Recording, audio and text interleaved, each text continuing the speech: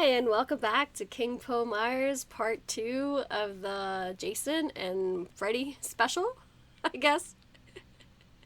That's a way to put it. Nightmare on Elm Street Exactly. and Friday the 13th, but okay.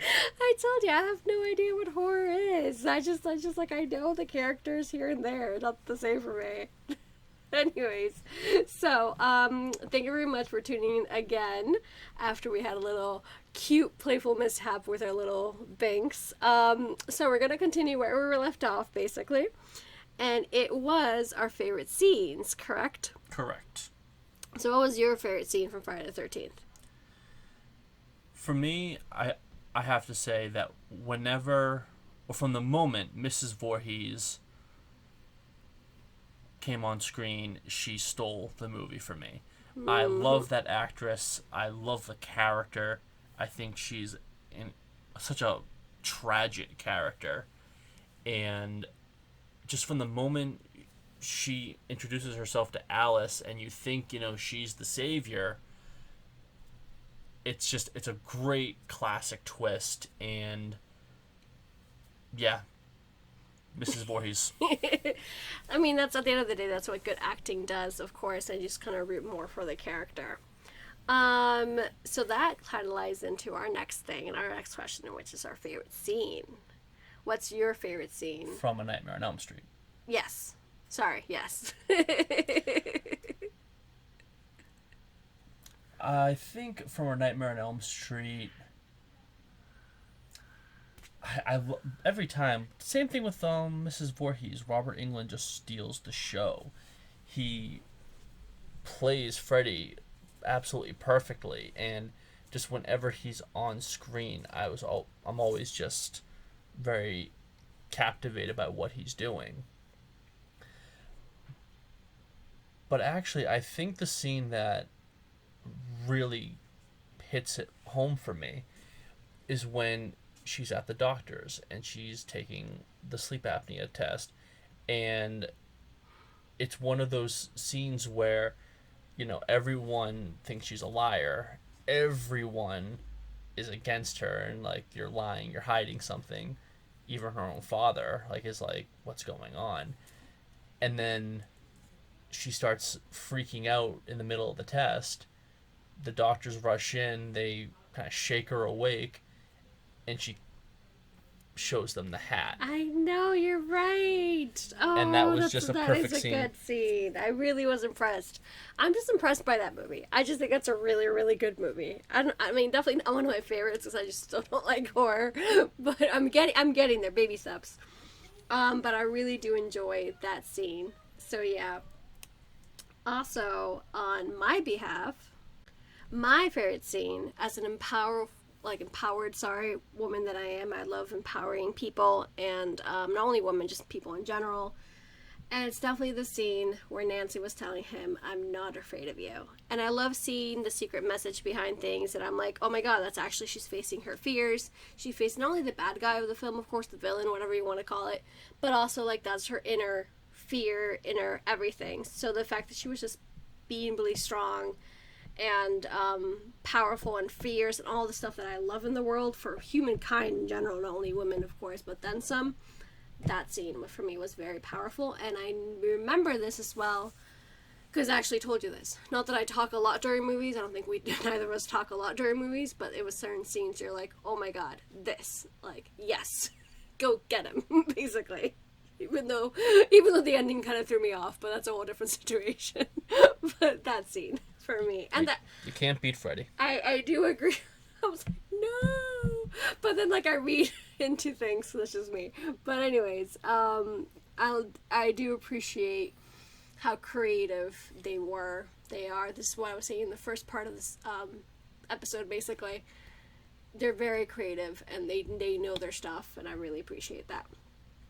So, what's next on our agenda? What was your favorite kill?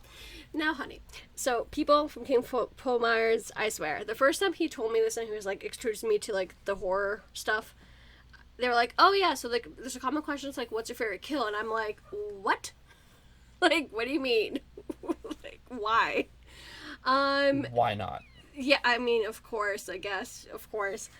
I had a really hard time choosing. I must admit this to our lovely viewers and listeners. And that's when Dylan helped, basically, because, like, for Friday the 13th, I guess the example he said that I liked, that I was like, oh yeah, that's right, was when Jack was laying in his bed and the harpoon went through him. I was like, okay, that's cool. That's cool special effects. That was cool and unexpected. I'm like, okay. So I guess that one. Yours? Mrs. Voorhees. Oh. Mrs. Voorhees getting decapitated. I thought that was it was great. It was wonderful. I don't know how I missed that. I don't know. I don't know. And a little bit of foreshadowing in the rest of the series, because I am 99% sure that she uses a machete. I mean, I just think it's, with the exception of the final shot with Jason, it's, the classic defeat of the villain. Take their head off. Off with their heads. I loved watching some of the behind the scenes when they're talking about, when the actress is talking about how they made up the head, and they're just kind of like, this is just bizarre. But it was great. I don't know what else to say. It's just a great scene. Oh, goodness. Okay. So, continuing with the favorite kills for Nightmare on Elm Street. Once again, I had no idea what to say. I'll probably get better at these if I like the movie more. I don't know. I'll try to get better at these and, like, be more observant.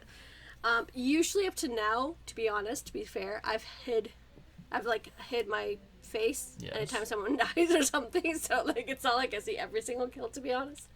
Or I get on my phone. Not that that's usual, but because I don't really generally like these, that's what kind of tends to happen.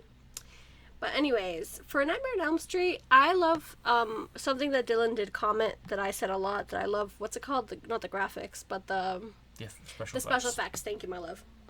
The special effects. And, for example, Tina was being pulled up from the wall, and it was just a whole bloody mess. But I love the way they did it, because I was like, that's so cool. And also because, like, oh my god, this is the 80s. Like, come on. This is like, literally 1980. And Star Wars was 1978 or 9. Yeah, well, this was 1979. It came out May 8th or May 10th, 1980. So this was shot 1979, I think. Or I might be confusing that with Friday. Sorry, so don't quote me exactly on that. But regardless, it was definitely those years. And I thought that was really cool. I don't like the fact that, like, he looked like he was hanging himself, but I forgot which of the characters. But I like the way they did that, though. The way that he was just, it felt so, it's so weird to say this again, so real, even though I know it's not. But it's very well made. So, I guess that's my answer, basically. Okay. Oh, and then, sorry, I just remembered. When he kills his mom as well, I did think about that. Mm-hmm. You did mention that really briefly, a little bit ago. And I'm like, oh yeah, like, the way that she just sinks right in or something like that. I'm like, that's pretty ratchet. That's pretty cool. That, I think, is probably my favorite kill in that. I mean, whether he's dragging her to hell, I don't know. But, yeah, it's great because, he's on fire, he's on top of her, and yeah, they just kind of go into the hellish abyss. A honorable mention for me is Johnny Depp's death when he's pulled into his bed and it's just blood just spurts out of the bed, and that was the one. I was like, they're so good. I don't know. It's interesting for me, knowing myself and my personality, the fact that I'm actually liking A Nightmare on Elm Street a lot.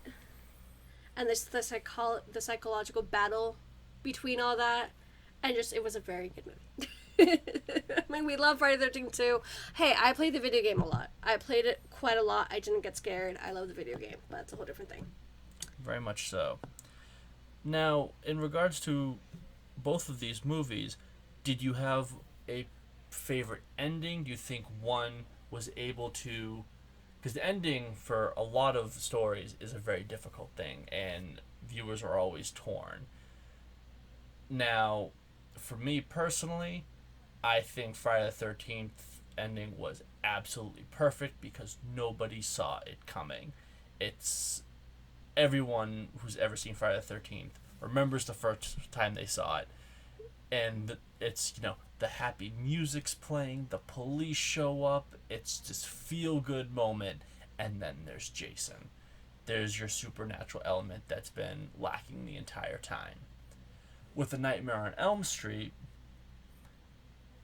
it's a great scene watching Nancy tell Freddy that she's no longer afraid. True. Okay, so now on my end, on Friday 13th, if I liked the ending. I personally did. Like I said before, I kind of was suspecting Jason at some moment, and I really liked that. I just think that that scene was epic, of course. I even liked the ending in the sense of, like, she was in the hospital. It's like, did you get him? Did you get him? I'm like, oh, there was no one else with you. I forgot exactly what they said. Mm-hmm. But it was something along those lines. I'm intrigued to see what's coming up next with these movies.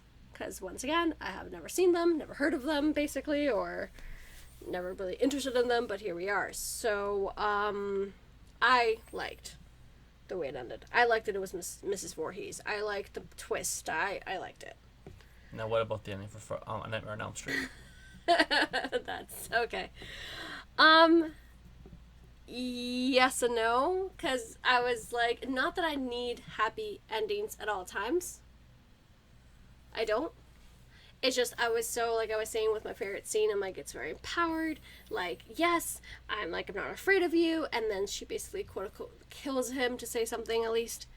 And then, as you read the ending, it's like, everyone's alive again, but then she gets stuck in the car.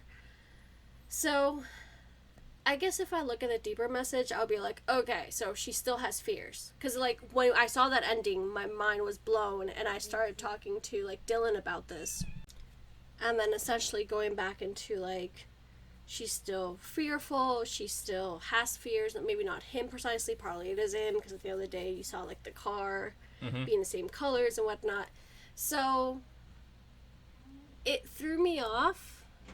And I remember, like I was literally saying 2 seconds ago, when we finished the movie, I mainly told Dylan, I had a million questions. I'm like, but why? But who? But how? But oh my god, like, what does this mean? And what does that mean? Like, really, really big questions. Granted, I know we're going to see more of the film, like the films, the saga, the trilogy, whatever, how many films they have. The series. The series, thank you. I guess I do. I guess I do like it because, once again, life is definitely not perfect. It's all about progression and not perfection, and we always have fears with us, and we always have these kind of things. So, and this is just my psychological mind, basically. of just, like, wanting to understand the film way more than just what it is. How about you, Dylan? I like the ending. Once again, you get, like you said, there's two kind of different endings. It's Nancy conquers her fears, and then there's, but Freddy's still alive. So, it's not as cut and dry, but it's still a really, really good ending. But what you were saying, I know, you were talking about how, you don't always need to have a happy ending. Well, one thing I love about the horror genre is a lot of these movies are not afraid to give you a bad ending. Not a bad ending, but, like, kind of a depressing ending. Because what I feel is a problem with Hollywood and just storytelling for past, 50 years or so, is that a little bit more, but there's always the happy ending. The villain is always defeated, and the hero triumphs, and there's the celebration and the kiss at the end, and because, as everyone knows, life is completely fair, and all the good, smart, rational people control this world, and all the bad people are in jail. Exactly. Oh, wait. I love how the horror genre can be that one genre that says, you know what? You're going to get a depressing ending. Nancy does not live happily ever after. She does not conquer her fears. Freddy is always with her. So this is why I actually, once again, I do take back of like, oh my god, I don't like the end. I'm like, wait a second, I actually do. I am. That's life. If you know me from my other platforms, I'm really real. I tell you the honest truth, and life is definitely not a walk of roses. Walk in the park. Walk in the park. Thank you. And I like that. I like the fact that you still understand. There's like underlining message there. Mm-hmm. I agree with Hollywood, what you said about happy endings. My favorite sentence to you was always, or one of my favorite sentences that I've told you from years back is, we're a villain in somebody else's story. Exactly. And that's something very powerful, because you might see me, because if you met me from other platforms, so just this one in particular, you might see me as someone like super positive and happy and go-lucky and a Disney fan, and of course I'm all those things, but of course I've also had my bad sides and my mood swings and levels of toxicity or whatever the word is. But before we get into like whole psychological debate here, because that's not what we're here for, more so than that is, you know, we are villains in people's stories and we have heroes, and you should really appreciate both sides. So I really do like a lot the way it was written. We didn't talk a lot about the characters and they're like why they were the ones personally attacked and all the underlying stuff of having like deadbeat parents or parents who weren't there and all these sorts of things that I absolutely adore. More of behind the scenes of this kind of things. So I really, really enjoy that a lot. Okay, so on my behalf, when I was researching about the movies, because once again, another fun fact about me and Dylan, we love to research things, without a doubt. So we saw million things about the movies, of course, and I came up with something called like Curiosity Corner or something like that, or at least fun facts. So I'm going to say a couple of each movie right now. And my two fun facts for Friday the 13th is that the camp scenes were actually shot on a working Boy Scout camp, Camp Nobibosco, located in Harwich, New Jersey, and the camp is still standing and still operates as a summer camp. Like, isn't that crazy? I absolutely love that. Like, I feel like the moment I told Dylan this, he's like, we gotta go visit that place. Would love to visit. Like, that's just like, imagine all the kids, like, I mean, I'm assuming kids didn't watch the movie, but when they're older, like, oh my god, that's like where I was a Boy Scout. And like, I don't know, so surreal. And then the epic sound of, like, how is it, like, you say it better than I do, but that part from the final reel is when Mrs. Voorhees arrives and is reciting "Kill Her Mommy."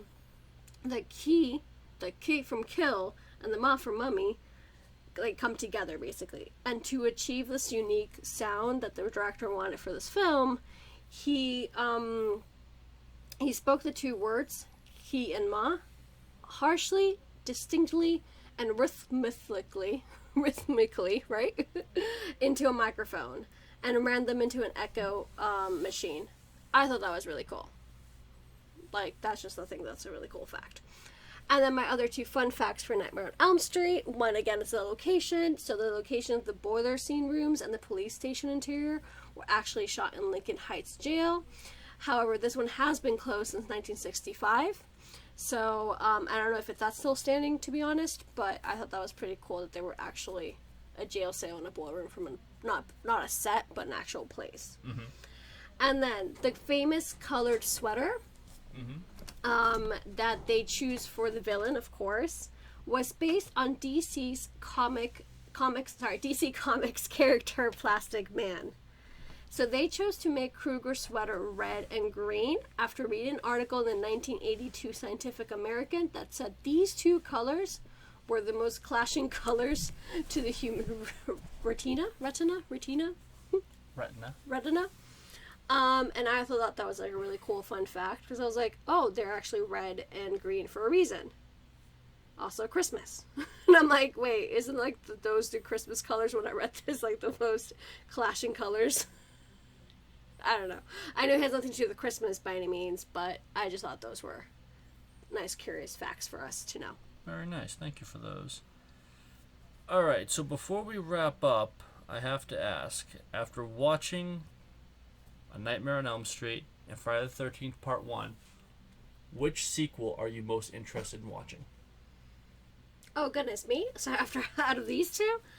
Do I have to do... Both. I really want to say both. I guess personally, probably like I was saying before, I can't talk about Nightmare on Elm Street enough right about now because I'm intrigued to see what happens and all these fears. But at the end of the day, I'm also very intrigued to see what happens Friday the 13th and Jason, because if Miss Voorhees is dead, apparently, because that's her favorite kill scene, when Jason appeared, I want to know what comes next. So, both. And yeah. You, even though you've seen all of them, haven't you? I have not. I have never seen Friday the 13th Part 2. Oh, wow. So I'm very excited to watch that. I remember when I was younger, I watched A Nightmare on Elm Street Part 2, and I really liked it. I don't remember anything from it, though, so I'm going into both these movies fresh. Oh, that's fun. I like that a whole lot as well. I know that what we're doing over here, I came from Mars podcast. We're getting to a nice slow, steady start for Ariadna, who has never seen horror movies. I swear, my first horror movie was 2 years ago, Halloween 2018, in movie theaters with Dylan. I mean, 2 of them when I was like little, but I don't count those. So like that's my first movie. So this is a nice slow start. And we're going to continue talking, comparing them, and seeing what we like more and whatnot. So please let us know your thoughts down below. We're on Instagram, right? We're on Instagram. We are on YouTube. Check out my book reviews. Exactly. So we have book reviews as well every single Sunday. As you can tell, Binks is meowing again in the background. And he actually appears in one of Dylan's videos because... y'all love cats. I mean, come on. If you love horror, you love cats. Don't they come hand in hand? Especially if they're black ones. Anyways, so, he has book reviews every single Sunday on IGTV and YouTube. We also have reacts. We have unboxing coming up soon. We're prepared for the fall season coming up really soon. And we absolutely adore hearing from y'all, obviously. So please comment, including Binks. He's meowing, of course. Comment down below. Tell us which one you like more. Friday 13th 1. Is it called like that? Friday 13th 1? It's just Friday the 13th. But it's a saga, so like how do they know? How do we know? It's part 1. There you go. So part 1 of both. And that's it. We'll see you every single Friday.